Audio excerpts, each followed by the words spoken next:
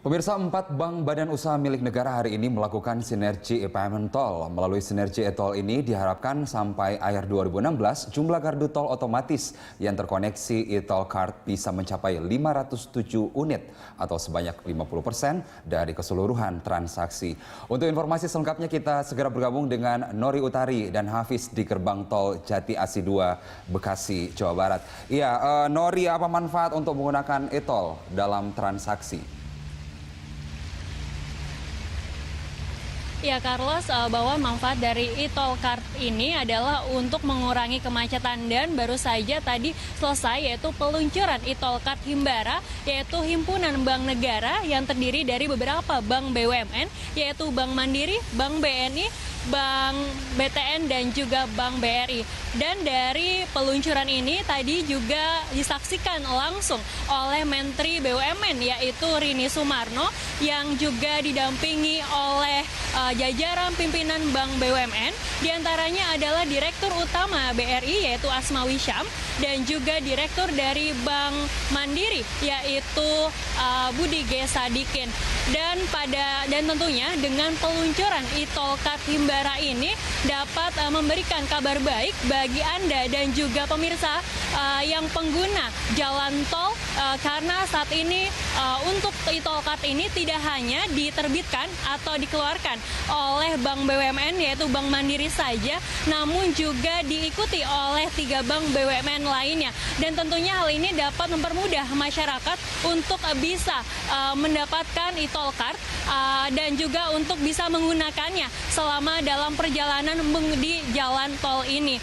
Dan tadi juga pada saat peluncuran yaitu Direktur Utama dari Jasa Marga Aditya Warman mengungkapkan bahwa pemberlakuan e-tol card Himbara ini akan berlaku yaitu mulai besok yaitu pada tanggal Selasa 22 Maret mendatang.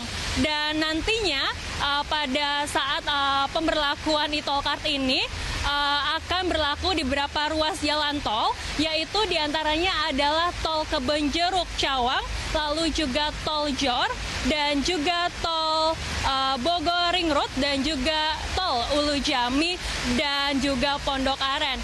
Dan nantinya juga dalam waktu dekat akan diberlakukan di 4 ruas jalan tol lain di seluruh Indonesia.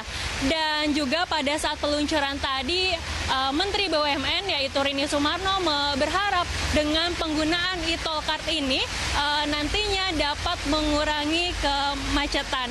Dan berikut kutipan wawancara kami dengan Rini Sumarno. Kalau pakai kartu itu 3 detik, kalau bayar tunai itu katanya kira-kira 8 detik. Berarti kalau semua nanti bisa pakai kartu tol, itu sebetulnya kecepatannya menjadi 3 kali lipat. Inilah yang harus kita kejar. Iya, dengan berharapnya dari Menteri BUMN yaitu Rini Sumarno agar pemberlakuan e-tol card ini dapat mengurangi kemacetan. Namun dari Ketua Himbara yaitu Asmawi Syam mengakui bahwa pihaknya mengalami beberapa kendala untuk bisa mensosialisasikan atau mengajak masyarakat untuk menggunakan e-tol card ini, mengingat masih sedikitnya sarana untuk bisa mendapatkan e-tol card ataupun melakukan isi ulang e-tol card. Oleh karena itu diharapkan dengan kerjasama 4 bank BUMN ini, maka masyarakat akan lebih mudah untuk melakukan isi ulang karena akan diperluas sarana isi ulang dan juga penjualan e-tol card yaitu di 4 bank BUMN di Indonesia.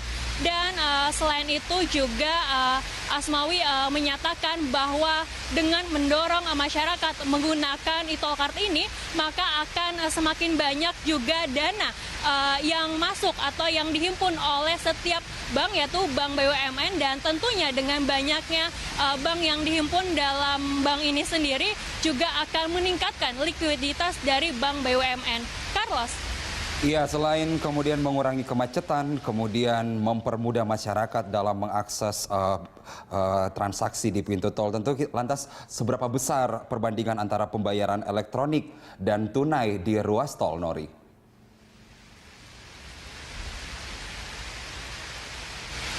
Iya, Carlos, bahwa penggunaan e-tol card di jalur tol ini yaitu masih sebesar 20% dari total transaksi tol selama sebulan berlangsung.